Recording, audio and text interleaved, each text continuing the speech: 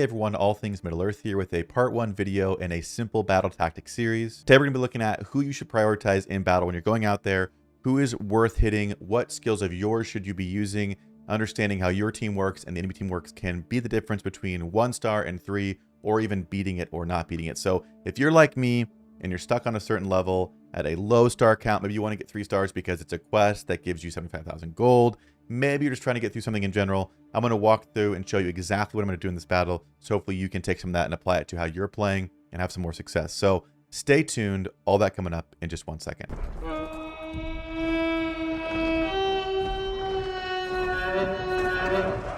Okay, so this is the evil team I'm going to be using here, the Shadow team. And I want to go through and show you quickly how some of their kits work, because it is important to know how your team works. And this is not going to be a copy paste for everyone. Not everyone's using this team. A lot of other people are using more Isengard-centered teams or just have different characters subbed in their 4th and 5th slots. So look through your team and see what things work together, because I guarantee you, if you just go through and look through them, you're going to learn something and be able to use them more effectively. So starting out, we have Bulg in the lead spot. The reason I like Bulg is he has this Bulg's Brigade ability, which gives me, at this current point, a 40% chance to gain advantage on everyone's turn. They have a chance to gain advantage as long as they're an Orc, Troll, or Misty Mountain squad member. And advantage is a guaranteed critical hit on the next attack. So when this happens and he gets a lot of this going out, they get a lot of advantage. They deal a lot of damage. So it's really, really fun. So that's who I'm using for my leadership ability. The ability I want to highlight here for him, he does have a basic attack here, which is just complete raw damage. But his Bone Breaker ability has a chance to inflict disable, which means only basic attacks are available. So that's the big one I want to highlight that we're going to look at using in this battle coming up here in just a second. The other one is his no escape ability. You attack for 150% damage, or if Tordoc's an ally, they attack together for 90% each per hit and then inflict disrupt for 1 turn, which means they can't receive boons, which does have some very situational use. But if someone is getting a buff that is making things very difficult, if you can hit them with this, then they're not able to receive any effects, which is very, very good. And actually, as you upgrade this, they can have this disrupted that goes for multiple rounds, which again ends up being just a very big kit that kind of messes up how their team's working. But that's how Bulg's kit works, at least the part that we're going to look at here. So that's that one.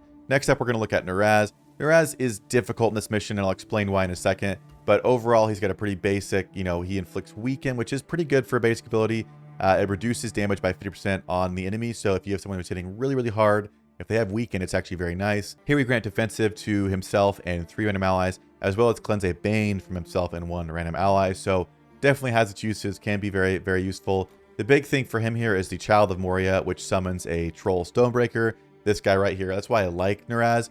However, this is actually going to cause issues in this match, but I'm going to use him because I want to show you how sometimes not using characters properly can actually negatively affect you. The issue here is the Way of the Orc ability, which says on turn, there's a chance to grant provoke, which means enemies are forced to attack this unit, and it prioritizes troll allies, prioritizing the troll stonebreaker specifically, but it puts it on troll allies. So if I have the troll stonebreaker summoned, this gives a chance to make sure he's getting targeted, which is really good. If I don't have the troll stonebreaker and I'm running someone in my lineup like Ironhide, which I am, that means until I get the troll stonebreaker out there, Ironhide is going to get hit with these stacks of provoke. Now he's pretty tanky, but we don't want him to be our tank. We want him just dealing a ton of damage. So having him focused like that isn't great. And actually, if I was really going to try and beat this, I probably wouldn't use Naraz in this one because it kind of messes things up. But I do want to show you how synergy can kind of negatively affect you too if you're not paying attention. So make sure you don't have anything like that in your lineup where someone's being targeted that you don't want. Speaking of Ironhide, he's the next one up. We have the Spear Bash, which is going to deal 100% damage, and it deals more damage if the target has less than 50% health. So using this, just knowing that if there's 3 people out there and one of them's below 50% health, the chance of you knocking them down completely or just doing more damage is there. So prioritizing those can be helpful. Then we have 2 AoEs, which you might just be hitting them. AoE, just use it, have fun, whatever, that's great. One of them has a boon dispel from each enemy, which means the buffs that increase, their stats or add positive effects, it dispels 1 from each enemy. The other one is just more of a standard AoE with extra damage in a Mordor lineup. So the Rampage one we're going to use more often. The Taste of Iron is one we're actually going to use very situationally to try and get a bunch of the boons off of the enemy. So don't waste a good ability like Taste of Iron. It's got a 5-round cooldown, so you cannot use it very, very much. So repeat use on Rampage and then look at using the basic is what we're going to do with Ironhide in this matchup. Next, we have Tordoc. Again, nothing crazy going on here. He has a basic attack that just deals damage and increases his damage as he goes. He does have a taunt, which I don't use on him a ton. I don't personally think he's tanky enough to be a true taunt or tank for this team just yet for me. But I do use it sometimes if I'm trying to keep someone else from getting hit who's about to die. That's important. So this can be used, but we use this taunt very sparingly. He does have that double attack with Bulg, which is nice. And then here he does have a ability, which is a big hit for currently 180% damage. And he has a chance to inflict Enfeeble, which reduces their critical chance. So making them hit less hard is a good thing there. And then he has a defender ability here, which says when a shadow leader drops below 50% health, he has a chance to get provoke, and it can occur once per ally. So it's upgraded to where he's always going to gain provoke if Bulg drops below 50% health, which can be helpful. It also, if he's already low health, could be something that backfires. So some of these defensive characters, if they're not tanky enough or not in the right lineup, can end up just getting themselves killed a lot sooner than you'd like. So that is Tordoc there. And then last, but certainly not least, who's filling the 5th slot in my lineup right now is Ugluck. A lot of people use Ugluck in the lead. I am not currently. But the big things here that he has that we're going to look at is the Onslaught, which has a chance to inflict blind, which means the accuracy is reduced by 100% and they miss on the attack on the enemy. The next one, he has a chance to inflict a disable for 1 turn, which we already looked at, but it means basic attacks are the only attacks available. So he has 2 kind of like crowd control effects, if you will, that can be used. So if we do land those, it ends up working very well. Our Ugluck is only gear 4 currently, so his focus and kind of chance to land these effects is a little bit lower than everyone else in the squad. So if your Ugluck's higher, you might be used to landing these a bit more. But I wanted to quickly snapshot the team I'm using, what they have working for them, what things they have going against them that I kind of highlighted. And now we're going to jump in and show you how I go through and prioritize who to attack to give ourselves the best shot, which may end up falling apart completely, you might see, but maybe we'll beat it and maybe we'll get 3 stars if we're very, very lucky. But that takes some RNG in the stars aligning for that to happen. But we're going to jump into the battle right now. All right, so jumping in here, the only other thing I want to point out is we do have a mission granted summon here, which is this goblin who just is kind of tanky and has a taunt. He's fine. The issue with this is this means we cannot summon our Troll Stonebreaker with Naraz, which means the provoke that he gives out or has a chance to give out is always going to go on Ironhide until this guy is completely gone, which means he has to die and the summon has to die as well that he summons when he dies. So Naraz is kind of working against the team right now, or at least not in the way we want him to, but I want to kind of show how that can work because maybe you're running a lineup that has some kind of non-optimal things going on like that. But we're going to go ahead and again, you can see here we got the advantage from Bulg, which is nice. This should be, it will be a guaranteed critical hit. We're going to save the blind here. Honestly, I don't find it super helpful in this first level. So we're just going to try and take out one of these guys and ideally disable the other one. Here, we can inflict weaken, which I think we will actually do if we can land it. So now if he does get an attack off, it's a little bit less. We're going to drop a taunt here with our goblin. Since he's kind of low and has the weaken, we're going to try and disable this one over here to kind of mitigate as much damage as possible. So we'll see if Bulg wants to hit this disable. It was resisted, so he hit and then called the archer to assist there. If you saw, it kind of happens fast, so I'll actually put this down to ×2 here. Now we're just going to see if we can get a big hit and potentially take him out before he goes. If not, he's going to go in and have someone else assist him, which is very annoying. Didn't take him out, but that's all right. And there we go, attacking the goblin, which is exactly what we want. We're going to go ahead and use a basic here. Again, we don't want to use our AoE that has the boon dispel because there are no boons out there. And as much as the damage is nice, and we might get this recharged by the 5th wave, I'm not trying to chance it. So let's just use the basic there and get him taken out. And now we're going to try and get this guy taken out here. And again, he's already used his ability, so there's no point in us really going out of our way to do that. So we're just going to use the basic attacks, get everyone focused on the goblin if possible so he gets taken out, and let our abilities recharge for the next wave. So kind of clean it up slowly but surely. Luckily, he did attack the goblin there. Now we have the goblin summon. We've got a big hit coming in here with Ironhide, so 1,206 damage is not bad. Another basic attack. And there we go. So moving in, we've gotten our goblin taken out, which we actually do want, which seems counterintuitive, but we're trying to make room for another summon. But he's the one taking the damage and not our main team, which is very, very good. Unfortunately, Ironhide does have a stack of provoke, which means he does have a chance to get hit here, which is very frustrating.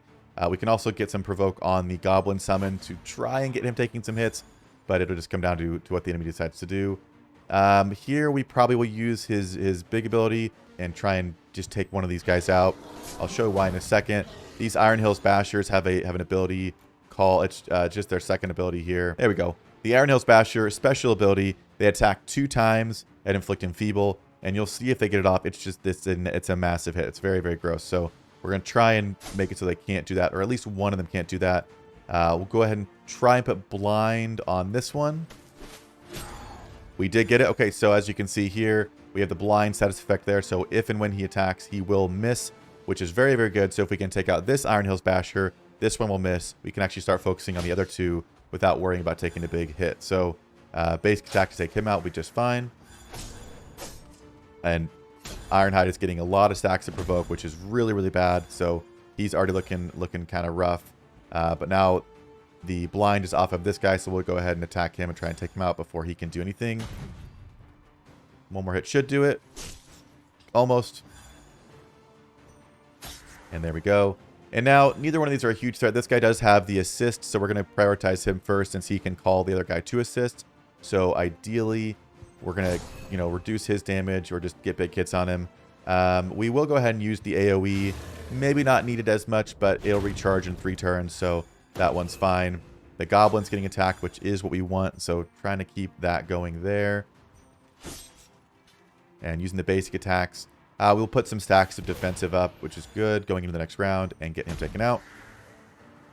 And then just keep using basics to try and get this guy cleaned up. Again, we use the basics more than we need to, so that when we go into the next round, we have some abilities ready. We're going to use this ability again, so he's provoking. Again, as you can see, we really don't want it, but Ironhide does have provoke again, so he does have a chance to get hit, which can be very frustrating. And we'll use the basic here to get him taken out. Again, hopefully they take out our Goblin first, but Ironhide's going to take at least one more hit, which is not good because he's, already close to half health.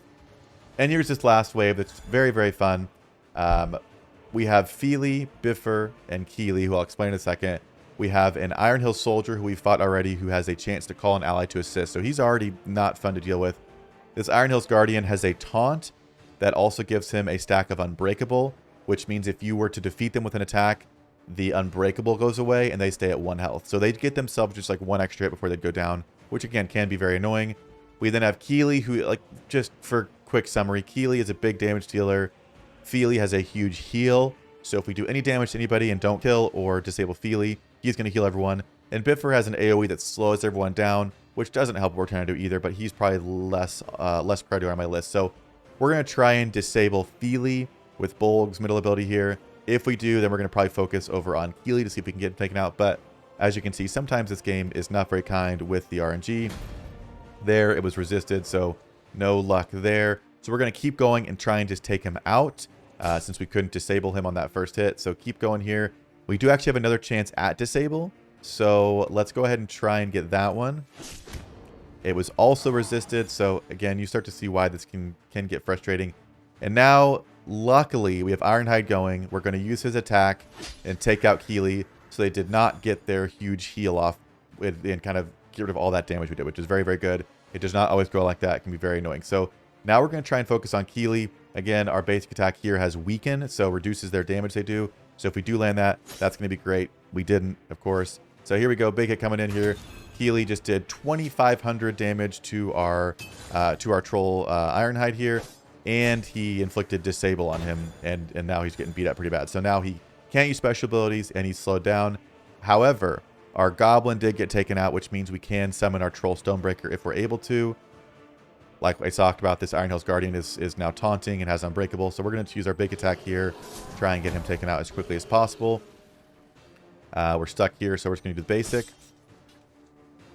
And I'm actually going to use my taunt on Tordoc here.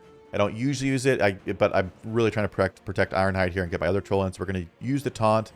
So he is going to take the next couple of hits that come in, which is very good. Again, not ideal. Here we go. We're going to get the Troll Stonebreaker in here.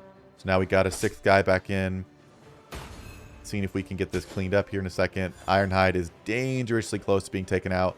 So we're going to try and use a basic here. Got a big hit on Keely. Another big hit coming in from Bulg here. And again, everyone's starting to look rough. So it's looking bleak. But we're going to see. Let's go and try and put a blind on Biffer. Would be awesome. It was resisted, so that's unfortunate. Here, finally, our troll's going. He's going to do an AoE and attack everyone, which we will use. So got that one there. And of course, when we want the provoke to go on this troll Stonebreaker, he did not get it. So we'll try and land the stacks of defensive and do a cleanse there. Unfortunately, Tordoc got taken out and Ironhide. So now this is kind of falling apart fast. But we'll see if we can clean it up and at least beat it. Again, a big hit and disable there. We will take him out. We got Biffer putting a little defense on them here. So let's just go ahead and focus down the Iron Hills Soldier. Since he's going to call others to assist, he might be a little bit more annoying. So if we can hang on, which we might, we're back behind a taunt. So this is an AoE that has a stun. So he is stunned now, which means when his next turn arrives, he will just be skipped, which is very, very nice. Still taunting though, so we have to go through him even though he's not really a threat at all. So hitting those. Going to keep going with the basic. And of course, Biffer is going to go one more time and take out our Troll Stonebreaker. We're going to take him out there and now hop over to the Iron Hills Soldier and slowly start taking him out. Again, this is ugly. Maybe going to get it here. We'll see. We inflicted the blind there. So again, you are seeing it. It does have a chance. It can happen. So we get the blind here. So he's going to miss. We're actually going to try and put the disable over here. So now we've got some good debuffs out there. So he just missed completely. And he can only use the basic, which he still killed someone, but it's, better than him, using a bigger ability that would have caused more issues. So Biffer's one hit from down. We're going to hit him. We're going to throw it on auto and just let the AI finish this thing out. But as you can see, again, that could have gone a lot better, could have gone a lot worse. But us using our abilities, trying to use some strategy and pick who to disable, who to try and blind, who to buff on our end, all that stuff does make a huge difference. So if you're not already, make sure you look at your own heroes, especially just your main squad. Understand how they work. And then as you're going, you'll learn. You don't have to memorize all 46 heroes in the game and now everyone works and who to prioritize. But you can pretty quickly tell who is doing the most damage, which, I usually prioritize in the campaigns. Sometimes the really big heals are worth prioritizing. So as you saw in the last mission, we took out Feely because he has a ridiculous heal. And again, worst case scenario, you try it. Someone wrecks you, it doesn't go well, you then know who to prioritize next. But as you learn or play multiple battles, you'll go, oh, I've seen this guy before. Let me kind of go for him first, and that can go very well for you. But again, just want to do a video on some simple battle tactics on who to hit first, because it does make a huge difference to understand how your team works and how the other team works and who to prioritize taking out. This is going to be part one of a series where I'm going through just kind of the simple battle tactics of this game, because maybe you're brand new to this type of game, the turn-based RPG, and maybe you're using a lot of the auto. Maybe you're just kind of clicking the buttons and using stuff as you can, which does work, but especially in Arena, especially when we get more events in the game and there's a lot of PvP happening, you want to make sure you know what you're doing so you can take people out, which it's the important thing. So use this time before there's a lot going on to get prepared, learn your roster, learn other heroes, and you won't regret it. But make sure you subscribe to the channel because we'll be posting more content like this one, going over strategies. So stay tuned to the channel. There'll be more videos like this coming up shortly, but that is going to do it for me in this one, and I'll see everyone in a future video.